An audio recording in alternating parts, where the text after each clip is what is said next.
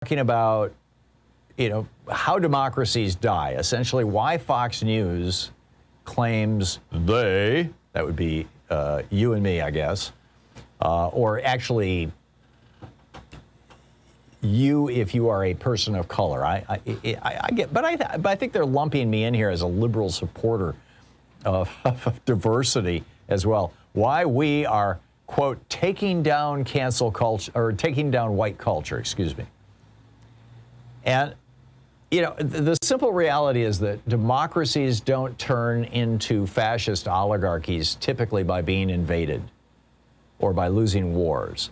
I get it that there will be people who will say, well, France fell to Hitler and all that kind of stuff, but, it never really became a fascist oligarchy. None of those occupied territories that Hitler seized were those things beyond their occupation by Germany. So I don't think that you can say that they really became fascist oligarchies.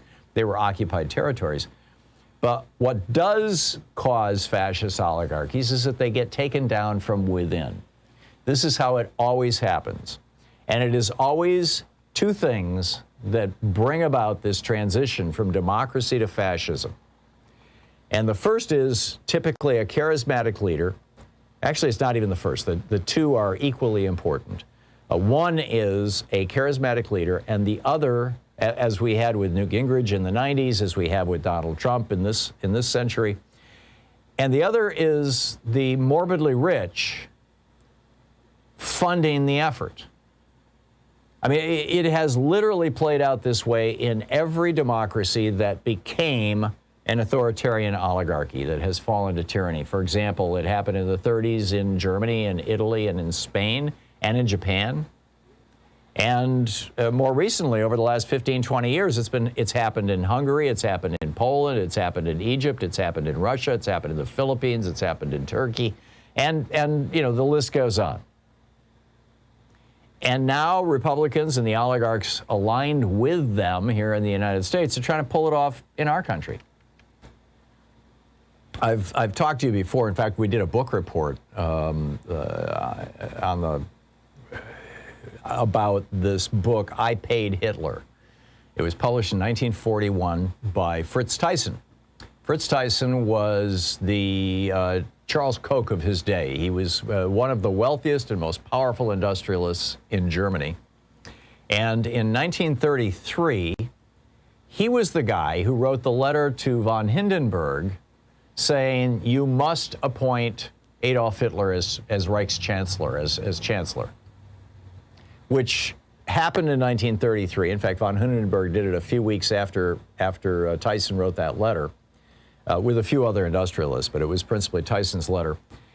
And then once Hitler became Chancellor, Thyssen lobbied the Association of German Industrialists, which was the 1933 German version of the U.S. Chamber of Commerce, lobbied them to give 3 million Reichsmarks, which would be like maybe $300 million in today's money, to the Nazi Party for the 1933 election, to elect Nazis up and down the party and cement Hitler's control over Germany. And that, in fact, Fritz Thyssen's efforts were what brought Adolf Hitler to power. And Hitler's sales pitch to the German people had been that the Jews and the socialists essentially represented the second, or were a large part of the second largest political party in Germany at the time, had stabbed Germany in the back by negotiating the Treaty of Versailles to end World War I in a way that included, huge penalties against Germany that produced an economic crash in Germany that Hitler was surfing. I mean, he was riding on this. So that brought Hitler to power. And then what was the first thing Hitler did in 1933-34? The Enabling Acts.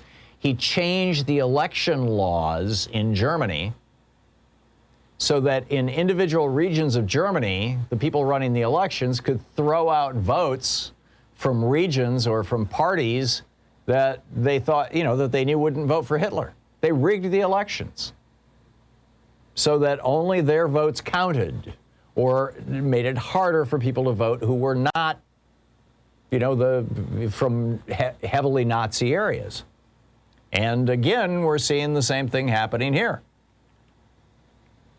So with these voter suppression and voter nullification laws that the Republicans are pushing.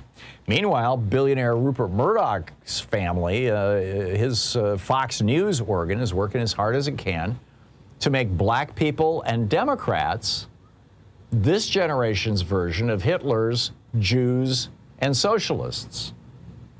Their top-rated morning show, Fox and Friends, yesterday wandered into this discussion of white people being marginalized. This is what Brian Kilmeade said. They're not only trying to raise up minorities, make sure the playing field is even, they're trying to take down the white culture. Really?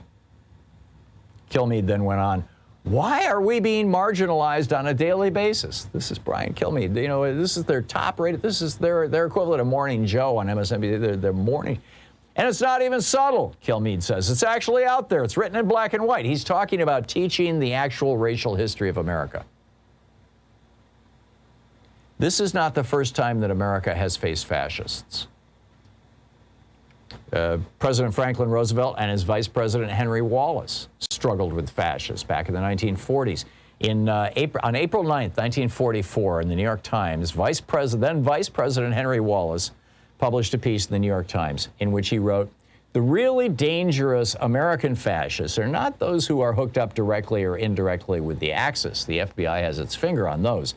The dangerous American fascist is the man who wants to do in the United States in an American way what Hitler did in Germany in a Prussian way.